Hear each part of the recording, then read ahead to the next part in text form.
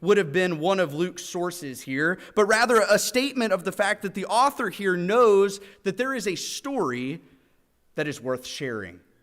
There is a story that needs to be told. And in the first 4 verses here, it seems somewhat reminiscent of the method of storytelling that we find so often is used in movies that we like to watch. Something along the lines of the opening to Star Wars movies. If you're familiar, at the start of Star Wars movies, there's this long paragraph that starts at the beginning that scrolls through the screen. Sometimes you have to pause it to be able to keep up with what it's saying. But it's essentially Luke's version here of a long time ago in a galaxy far, far away.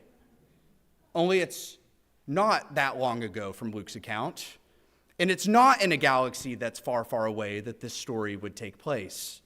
The author of the writing begins his story by saying, "Inasmuch as many have undertaken to compile a narrative of the things that have been accomplished among us, just as those who from the beginning were eyewitnesses and ministers of the word have delivered them to us, it seemed good to me also, having followed all things closely for some time past, to write an orderly account for you, most excellent Theophilus, that you may have certainty concerning the things you have tried. Here's my effort." But it begs the question of who it is that's writing these words. And that answer might seem obvious to you this morning. We live in the year 2025, and some really smart people a long time ago decided to translate the Bible from Greek, the New Testament from Greek, into our English language. And many of them blessed us with the fact that, at least on my Bible, I'm sure it's the case on yours as well, that you can read at the very top of the page the gospel according to Luke. Now, there are certain scholars that try to argue that it is not Luke who wrote these words.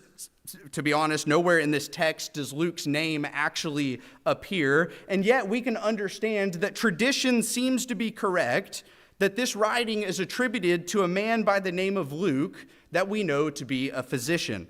This is the same Luke that we saw referenced in our passage last week in Colossians chapter 4, verse 14. It's the same Luke that we see Paul reference in 2 Timothy and in Philemon. Not a prominent character in the New Testament, as we read in these verses, not even an eyewitness to the life and the ministry of Jesus.